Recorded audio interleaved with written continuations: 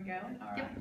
right. Good morning. Thank you for being here. My name is Tracie White, and I work for the Arkansas Small Business and Technology Development Center.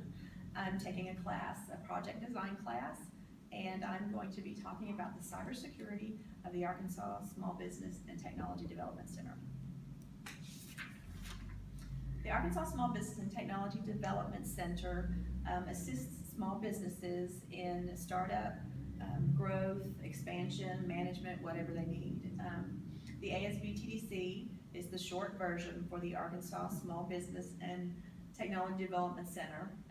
We offer free confidential business consulting, low-cost training, sometimes free training, and market research. The ASBTDC partners with the United States Small Business Association and institutions of higher learning. The Arkansas Tech is host of an ASBTDC. There are other ASBTD centers at the University of Arkansas Little Rock, Henderson State, University of Arkansas Fayetteville, Arkansas State, Southern Arkansas University, and the University of Arkansas at Monticello. Like many small businesses, the ASBTDC relies heavily on technology to conduct business. The ASBTDC uses a database we call it MIS, to document client information. And we also use it to store financial information of the client, information about consulting sessions, business growth, increase in sales. We've got a lot of information, client information, and goal and metrics that we keep in the MIS. Before I started this project, I completed a SWOT analysis, and I identified cybersecurity as a possible threat. Technology is a wonderful tool when it works, but it also opens you up to a cyber intrusion, a cyber attack. So the purpose of this project is to discover the current cybersecurity position of the ASBTDC and come up with solutions to counteract a cybersecurity attack. The ASBTDC, like small businesses, assume that you're not a target for a cyber intrusion attack. But Lou Shipley of the Wall Street Journal said over 70% of cyber intrusions are directed at small businesses. Symantec's internet security threat said that cybersecurity attacks have more than doubled in the last 5 years. And there I found another quote. Author McDonald Ulch, I may be mispronouncing his name, said, "A perfect digital storm is forming." Oh, it's coming. So cybersecurity has been identified as a problem, and it's very possible that it will be a simple solution if some of these procedures are already in place. Virus protection, firewalls, backing up data, control access, educate employees on cybersecurity best practices, and having a cybersecurity risk management plan. Sorry about that. Recently, in the last couple of weeks, the ASBTDC's registrations went down. I did some research, and it was a DDoS attack. A DDoS is a distributed denial of service, and it happens when criminals target a system in an attempt to overwhelm the system with traffic. And when it's overwhelmed with traffic, it goes down. When I did some research, the DDoS attack that affected our online registrations affected Constant Contact, CNN, Etsy, Twitter, Netflix. It was over 80 websites. And the size and effect of this attack should be a warning to Arkansas Tech. Our registration site goes through Constant Contact. Yes. So yeah. that's exactly what happened. So research methods and procedures. I did a lot of research. The first method was to research cybersecurity using authoritative references. When I first started looking for authoritative references, I falsely assumed that there would not be a lot of information. And boy, is there some information out there. I ended up with, I have 40 sources. Not all of them have been used, but there's a lot of information out there. So finding authoritative resources, the second research method was to conduct an interview. I planned to interview the ASBTDC IT person, and the questions that I used for the interview come from a document called the National Institute of Science and Technology Interagency Report. And the interview questions, I chose 11 of them. They were the absolute necessary cybersecurity prevention measures.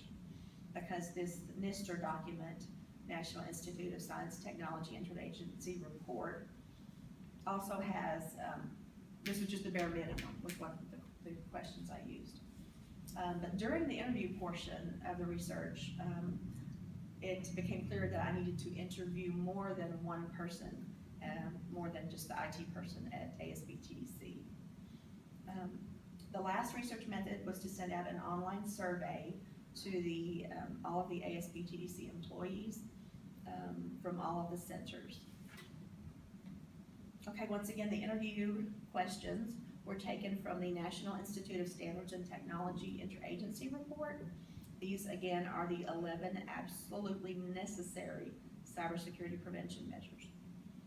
So you've got, do you have a plan? Virus, spyware protection. Is your network protected? Do you have firewalls?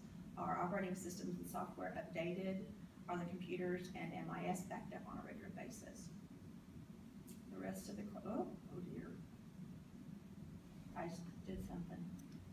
I'm gonna stop this anyway, Okay, I'm good. because you have a message here that's popping up, and I don't know if it's gonna interrupt your video. Can you come here? My husband needs to stop messaging me. He knows I'm Tell doing us this. that. Oh, do I just? Yes, just go up. We're still recording, so maybe you can edit that out. All right, the interview questions. Okay, went over the interview questions. These are 6 of the 11. These are the other 5. Do you control physical access? Are there wireless access points and network secure? Do you educate your staff on data security best practices? If so, how often? Do you require individual user accounts? And do you limit employee access to data according to their position authority? And once again, that was from the National Institute of Standards and Technology Interagency Report. They have 11 absolutely necessary cybersecurity prevention measures, 12 highly recommended, and 3 more advanced cybersecurity measures.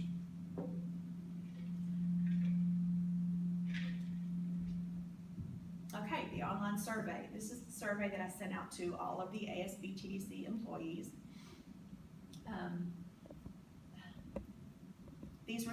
The survey questions were used to identify the employees' attitude towards cybersecurity. Are they concerned about it? Do they do something about it? And these questions are procedures that are under the control of an ASBTDC person. The majority of the cybersecurity is the IT department, but then the employee also has some things that are within their control. So there were 12 online survey questions. The first 2 were demographic. 5 of the questions were yes or no questions. 6 were multiple choice. 1 was a simple one-word answer, and the last one was open-ended and optional. So these were the questions, just basic questions on passwords, 2-factor authentication, phishing attempts, do you back up your data? These are just few of the factors that an ASBTDC employee has some control over. Okay, the analysis and findings. I ended up interviewing 5 people. 3 of them were from the ASBTDC, and 2 computer service employees from the ATU answered the questions. So I ended up having 5 responses from the interview. I was not able to ask follow-up questions.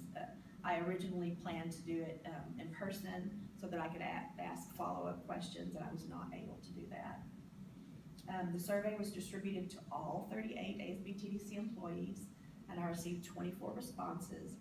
And I thought that was wonderful, because at the same time the ASBTDC was going through the accreditation. Okay, the interview responses.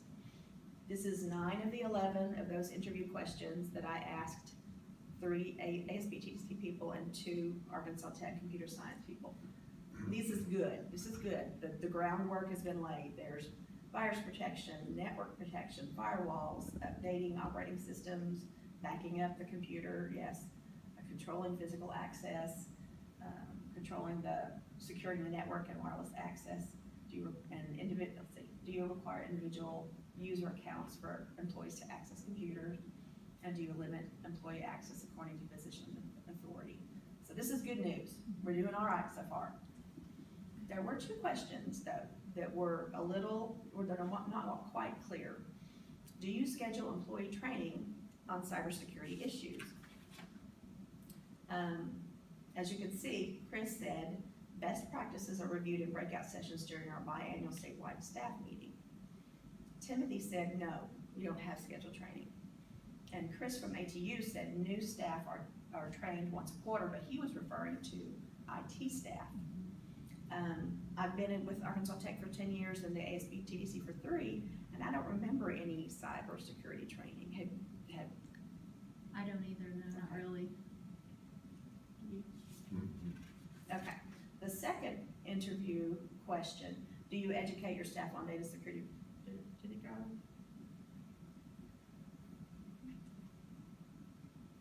Okay, it did. Do you educate your staff on data security best practices? If so, how often? Once again, I got different responses. Statewide staff meetings are held twice a year and best practices are reviewed. Timothy said he had presented cybersecurity training in the past, but they briefed the UALR, the lead center, they briefed them on current threats or concerns, so it doesn't really get to us. And then Chris said most training is done by the supervisor, but he's talking again about the IT training. So we're not quite, those 2 interview questions we probably need to work on. These are the survey responses. I'm only gonna go over 3, just to kind of give you an idea. The survey questions were used to determine the attitude towards cybersecurity.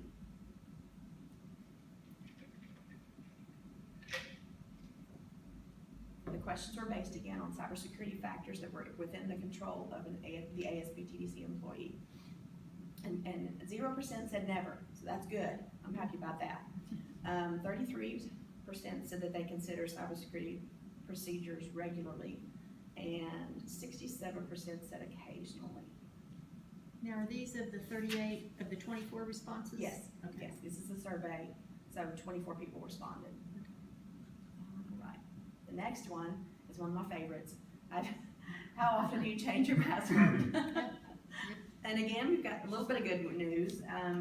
Once a year and never, nobody, that was 0%. But 67 people change their password when they have to. Okay, so that when I have to, so the MIS requires it every 30 days, I think? I thought it was 90. 90 days? I think it's 90. I think And it's Arkansas Tech is how often? It's about 90 It's about the days. same. It seems like I about- changed mine about the same time. And that's what I Every do 90 also. days. I change them at the same time and keep the, well, yeah. Okay. Okay, 17% said monthly, and 17% said they change their passwords every few months.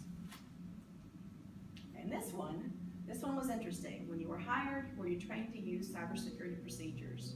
So this lends credence to the interview answer referring to the lack of training.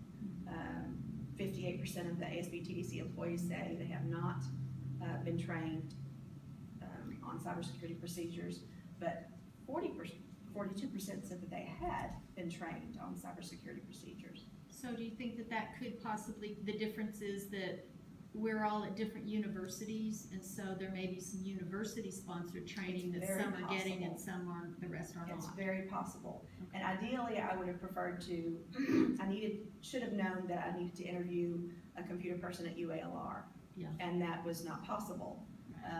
Ideally, if we really wanted to work on this problem for the ASB/TDC, we would also need to interview every single host institution. Right, exactly. So, alrighty.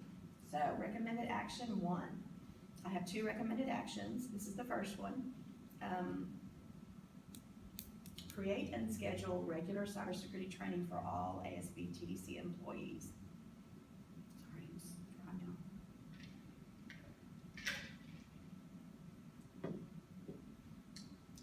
It's pretty urgent. Urgency, feasibility, and cost. I think it's urgent. I think we need to do it now.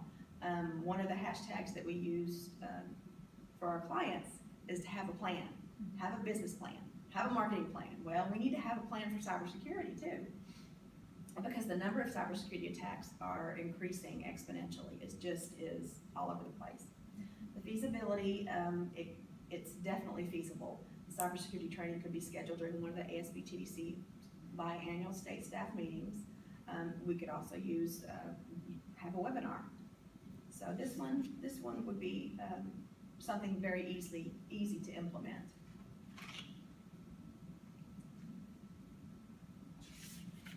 Switch it. Not yet. There we go. Recommended action 2 is to develop and implement a cybersecurity response plan, also called a cybersecurity incident response plan. I have a lot of acronyms in this presentation.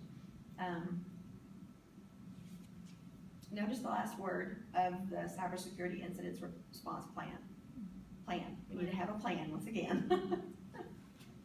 Okay, urgency. Once again, we need to have a plan. We need to go ahead and start thinking about it before it happens. The feasibility. The feasibility is, it may not be easy to implement because each ASB TD center is at a different host institution.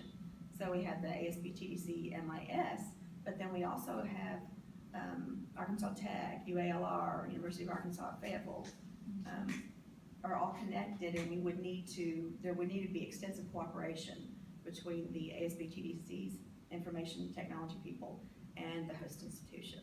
So this one would be maybe a little bit more difficult, more challenging to implement.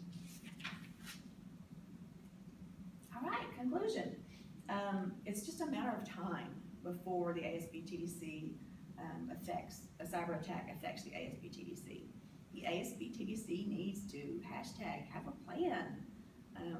Implementing a cybersecurity incident response plan has obstacles, but it's not impossible. But keeping the ASB TDC safe from a cyber attack is an urgent issue, and it should be a priority for the ASB TDC. Okay, remember those sources that I said? I have 40 sources. These are just some of the few of the cybersecurity resources. The Federal Trade Commission has a bunch of stuff out there. The National Institute of Science and Technology, of course.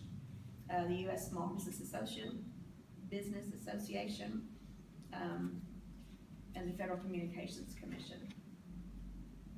And there are also resources to make a plan. The Federal Communications Commission, again, the National Institute of Science and Technology, and there's an organization called SANS who has a lot of good information out there. They're a private for-profit organization, but they still have a lot of good suggestions for cybersecurity. Thank you very much. Thank you for being here. Thank you, Rhonda and Nathan, for helping me with the SWOT analysis and for listening to me rattle on today. I appreciate it. A lot of people at the Lead Center helped me out, and I'm so thankful for that. They were really generous with their time, and also Chris and Kim of the Arkansas Tech. Do you have questions? I have a couple questions, I guess. So do you think it was a good move for the Lead Center to segment our MIS database like they did, to where now we cannot see other centers' activity? I'm not sure. I don't think that makes it more secure, no. You don't? I don't think it makes it more secure. The only thing I would hate to see happen in a cybersecurity attack on our center, there can't be a profit made from doing it.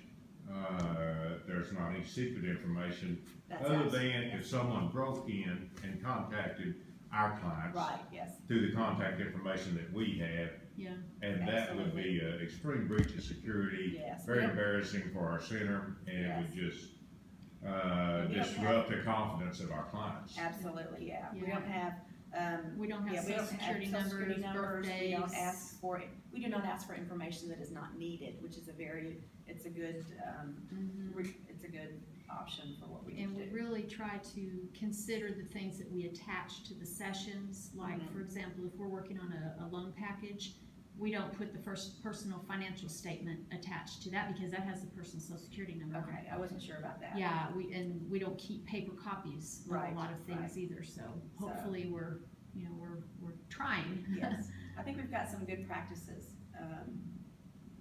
It just needs a little bit more, research, I think, to see how the different centers, work with the host institutions. Right. The way from across the hall. All right, thank you, Nathan. Okay, I'm glad you made it. That was very, very good, Tracy. Thank you. I'll see y'all in a little bit. Yep, thank you.